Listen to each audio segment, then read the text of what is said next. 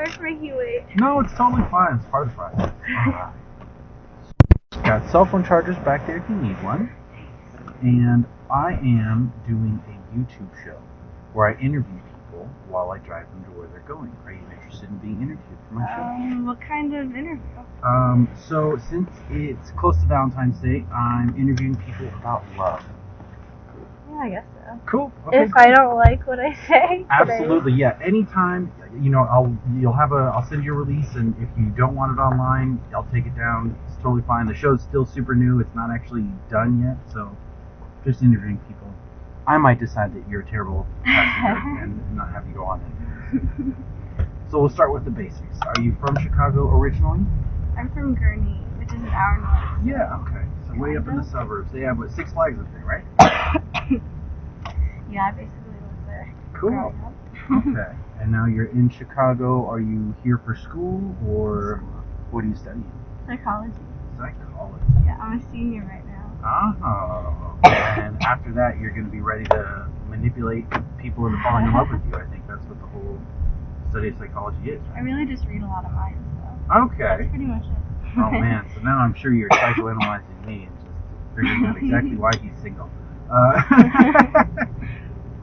That's great. So is there a significant other in existence? No. No. No.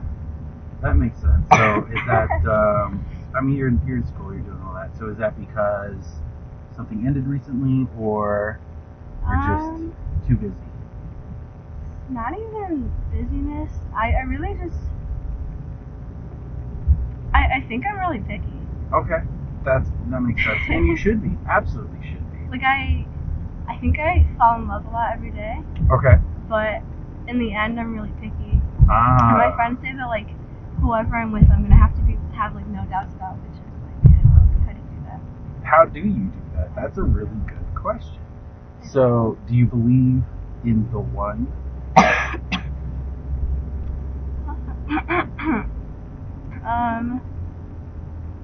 Sorta. Sort of. I think there's a lot of people that we could be happy with. Definitely. Because, like, every relationship is a lot of work. Mm-hmm. And, like, you kind of need to, like, get used to each other and stuff. But yeah. I think, like, as you, at, like, different stages of your life, there are different people for you. Mm-hmm. It's just, like, when you pick someone, you end up, like, changing together. Right. Or, like, you change individually, but, like, figure out how to come back together. Mm-hmm.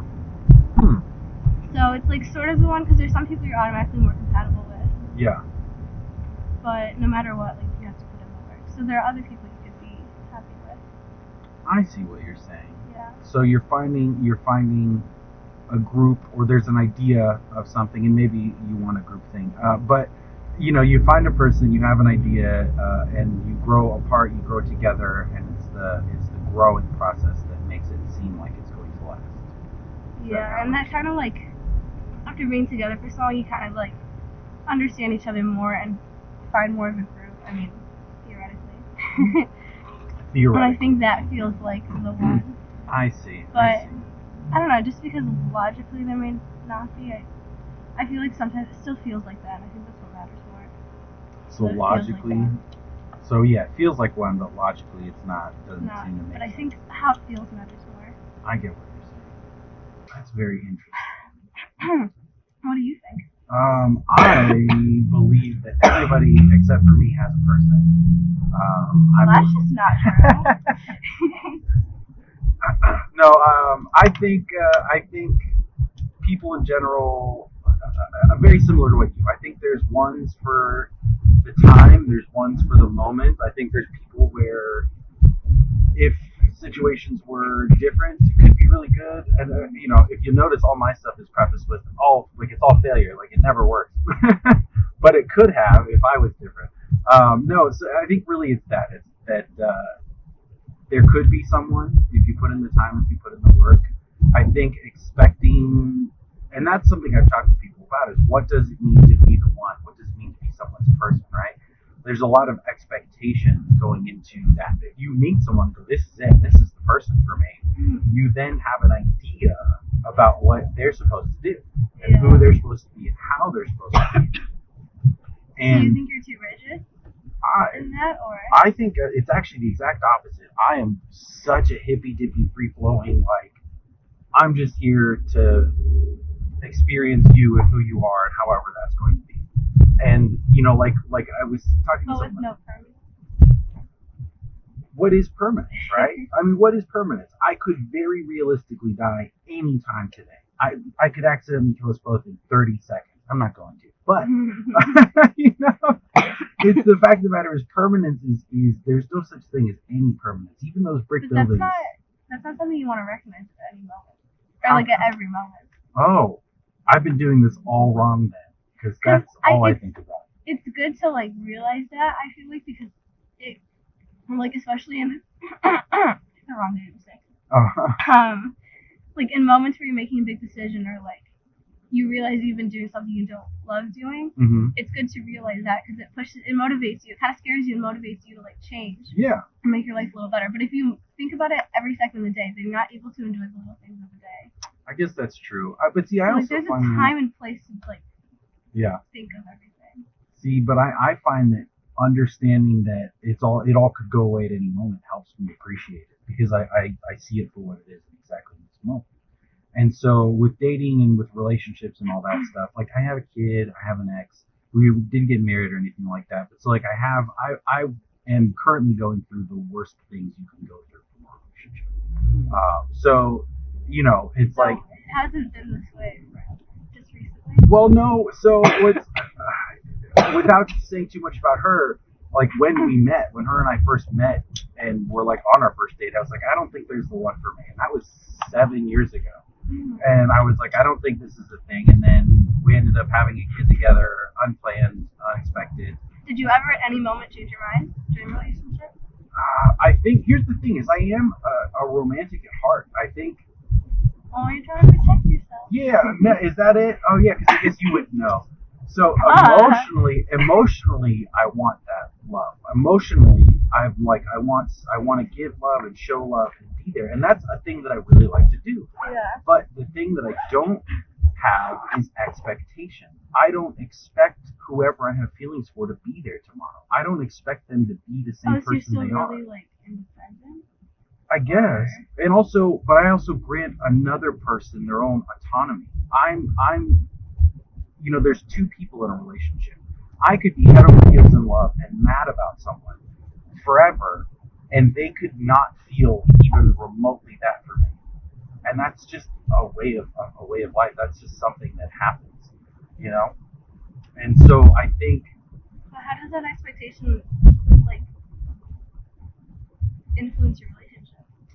I don't know. See, I mean, that's the other thing. Like, so my ex and I split 2 years ago, and since then I haven't been in any sort of relationship. I've dated and stuff, but I haven't been in a relationship.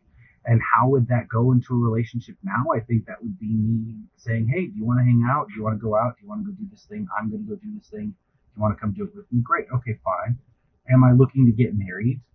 No, I kind of oppose marriage as a whole because of the whole like history of it. And do I want to have another kid? I would love to have more children, but I don't know when or how that could possibly be the case. And then there's two people, right? I could want to have a kid, but the other person doesn't want to have a kid, right? So then what do we do with that? There's a lot of factors in it, and it's not so much that I want an exact thing; it's that I'm so open to any realm of possibility. You can't pick one? Yeah, that I just don't have that expectation of any kind. I don't think there's a one. I don't think there's anything. I don't think there's a future. I don't think it's like, I'm just here for now. That's it. And that's, I kind of understand that detached feeling. Yeah.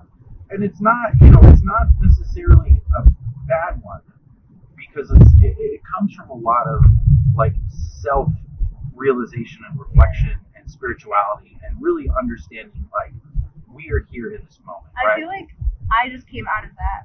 Yeah. Like I was really detached, and like when I first started like feeling detached, I like it felt really nice because it was like I can finally deal with these things I like I'm feeling, and like you can deal with it from like a different standpoint. Like it's not as intense. Sure.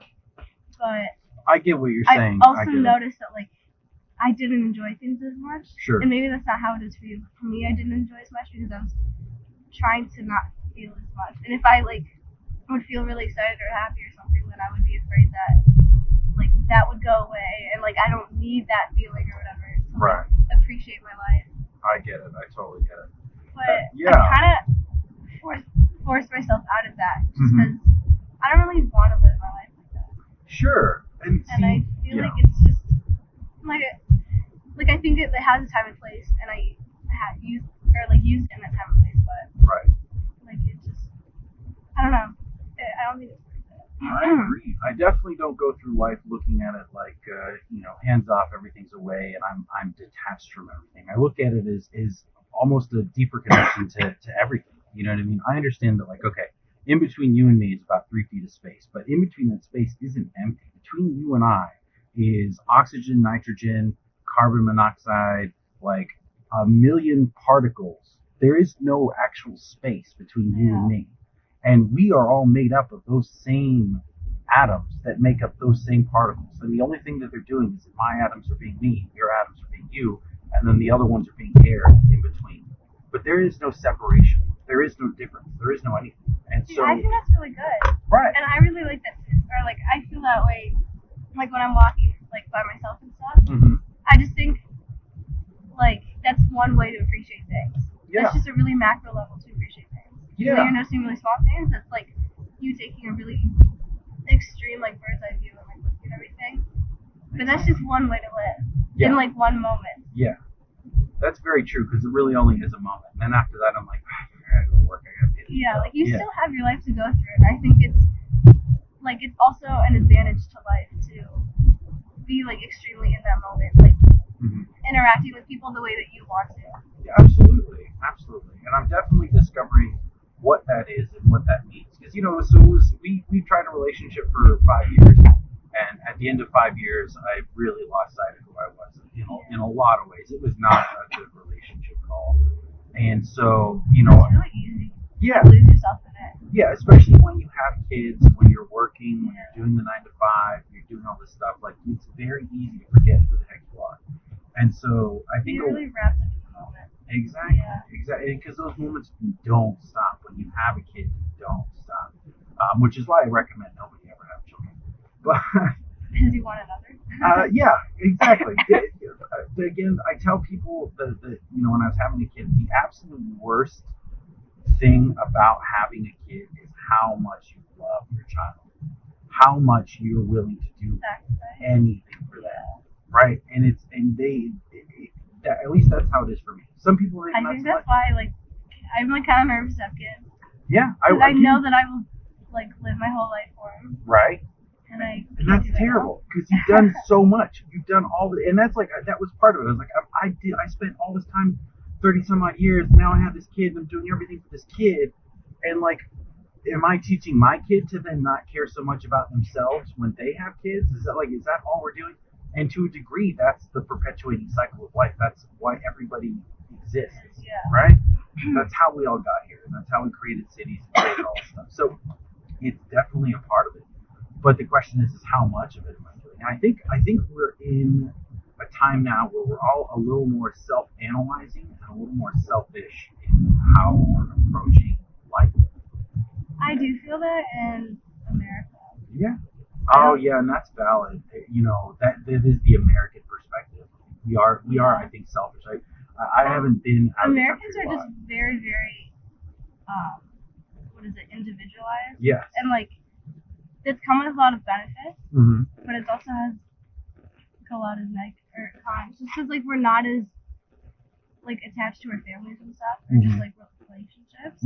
But I know there have been studies in third world countries, not third world countries, but just what's the other word?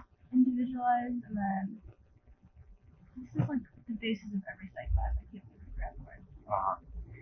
Basically interdependent, I think. Okay. Is the word. Okay. No, it's not. I'm just gonna use it though. Sure. Interdependent. So just other people that are or collectivist. That's the word. Okay. Collectivist countries becoming more westernized, and they looked at how their relationships are changing, and it's more individuals are more individual, but they still maintain that collectivist feeling. Yeah. So they're still really committed to their families and connected. Yeah. It's just they never lost that feeling of attachment, but they just added a bit of individualism. Sure. So there's a really fine balance. Yeah. And I feel I forgot what you were saying that made me say this. the individuality that people are having. Yeah. I think it's good that like people are so aware of what they're doing, but I think that at some point we need to come back to the fact that like we're just humans. Right. Like you can't change yourself entirely. You can't perfect yourself. Right. Absolutely. You can only try to be a little bit better. Yeah. But I think like what matters more is like the relationships that you have and making sure that they work. And like I think that looks different for everyone in terms of like what they need, because it's really hard to generalize. Definitely. But yeah, there's 7 billion people. They're all going to do things a little bit different. yeah. But yeah, I think I agree with you. I think having a kid is also a balance too. Yeah, it's a whole new phase. Like I said, I don't recommend it. If you like money, don't have a kid. If you like free time, don't have a kid. But if you like kids, don't have a kid. My daughter's wonderful. She was my very first interview, and she's spectacular. She's 6 years old. But yeah. What did she interview about? She talked to me about Hatchimals, and she talked to me about her day at school and worms. And yeah, and they're then, so cute. Right. And I got her a gecko recently. Oh, so that's we so cool. Yeah, so we talked about our gecko, and she named the gecko. She named the gecko Spot because it's a leopard gecko, so it has spots all over it. So yeah, so her gecko's named Spot, and then she has I got her an English bulldog named Daisy Fuentes. You're probably too young to know who Daisy Fuentes is. Yeah, I know. Yeah, that's right. Daisy Fuentes was on MTV in the 90s. Huh. Yeah, and she's like this really pretty MTV video DJ, and I have an English. You know, the English bulldogs are the ones that have to live in the flat something. So. I know, you said that. Yeah. But I hope she likes the gecko more. Then the dog? Yeah. Or do you not like dogs? I used to be like, well, I'm definitely a cat person. Growing up, I used to be a little elitist about that. Okay. But 3 years ago, my brother got a German Shepherd, and I realized why people like dogs. Yeah. Because I love my dogs so much. And so I've been warming up to dogs. Yeah. And they're really cute when I like walk past them on the street or whatever, but like I don't like how much energy they are. They are a lot of energy. I don't like how dependent they are. That's very true. Yeah. I'm more of like, I like cats because they're more like chill and like independent. They do what they want, and they're softer and they don't smell bad. And I think they're more majestic. I get it. I totally get it. And then, you know, a lizard is nice because you just put it in a cage and spends most of his life in a cage. Lizards are just badass though. They're super cool, and yeah. They deserve all the praise. I think they're awesome. I do, and she really likes it. And that was part of it. It's like, hey, here's a new thing you can get, have a little experience with something that's not so fuzzy. Because her mom has cats, and so we have the dog. I'm way more of a dog person than a cat person. So that was part of it. I got her the dog, but it was like, you know, because she splits her time. It's like, oh, yeah, and like so. You know, I moved here from California, and so I'm pretty alone out here. So having the dog is like, oh, that's nice. Is she in California? No, they're all here. That's all here? the only reason. Yeah, the only reason I'm in Chicago is because her mom's from here. Oh, you all moved back. Yep. After my ex became my ex, she said, I'm coming in here, so we came here too. Yep.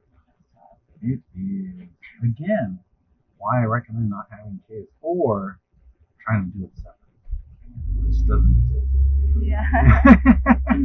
Maybe for women, maybe. Yeah, exactly. You know, surrogates are a thing apparently, but that costs money though. You know, if I factored in all the legal fees, cost of moving, and all that stuff, I think I would have saved money with a surrogate. So, just saying, that's an option for all you people out there. You know, I mean, like, this was all something that you probably couldn't have predicted, though. And, like, it's really, really hard to not regret. Yeah. But you can't change who you were. And everything you did was exactly who you were at the moment. And you were doing the best you could, probably, with something you did the best You're you could. right. You're so, right. Like, you can... Like, I feel like regret comes in, like, two parts. Like a regret is, like, I wish I'd never done that. But, like, you can't do that. But you can not do that again. Right. And I feel like you're trying to understand. Yeah. Like, what you did and, like, why you did things or whatever. Oh, yeah. There's definitely... Like, self-reflect. But exactly. I think at some point you have to start trying again. Or start living again. Sure. And that comes whenever you're ready, but... Yeah. Well, I feel like I'm definitely living I feel like I'm not doing the dating thing. But here's the thing. So before her, and even after, let's say, like, the not dating is actually very recent. Up until about a month ago, I was on like all the dating apps and going on dates. Now you're just taking the break. Right. So now I'm like, what am I doing? And that was it. Is that I realized I've been dating for a year, just going out, and I'm like, what is it that I'm doing? Like, why am I dating? I don't know what it is I'm looking for or why I'm doing it. And so I felt like it seemed appropriate to just take the time and not do it. But when I met her, I was going on dates all the time. I was a lot better looking. I was living in Los Angeles, and that's where we met. And I was chasing chicks. That's what I would say. I was in my mid-20s. So it was like, that was it. So it was like, what was like, but the same thing. What was the purpose? What was the idea? What was it that I was doing? And I think part of it was you watch movies and you see the one, and you think you need to have the one. You're supposed to find your person, right? That whole thing. And I really felt like maybe that's not what I should have been doing or should be doing. It just feels like intuitively I'm not actually looking for anything right now. I think is really it. And so I think that's all. Like right now, it just seems like that's not what it is. But that isn't to say I'm shying away and scared and protecting myself. It's so much more that I'm just like right now. Yeah, I'm working 2 jobs. I have a kid. Like, there's so many things that I'd much rather be trying to figure out than a relationship with another person. I think it's the best. That's fair. Yeah. Yeah, that's true. Yeah. Honestly, the thing I miss the most is cuddling. That's it. Like, it takes a while to get used to. Yeah, like I just miss that. And what's funny is in Chicago there's cuddle parties, and so like people get together and do all that. But I went out with the person who like facilitates the cuddle things, and we didn't, and I was like, I don't want anything, and she was a little mad about it. So now I can't even go to cuddle parties. She has cuddles. You don't want to date? Yeah, she has cuddles locked down. Point it was a weird. Find someone to date at a cuddle party? No, so we met on Tinder. And then dated, blah, blah, blah. And then after her and I split, I was talking to somebody else. And he was like, I've been doing this cuddle party thing. It's really great. It's just like showing affection, blah, blah, blah. And I'm like, that sounds so cool. And then I go and look it up, and she's the facilitator for it. You think she knows Chanel you do? 100%. Why, you break up with her meanly or something?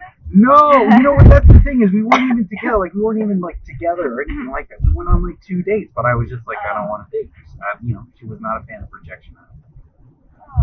Probably hurt. Yeah, yeah. Again, and I try and tell people I'm not that great. You're much better off without me. But you keep saying that shit. She didn't want to. You can't say that.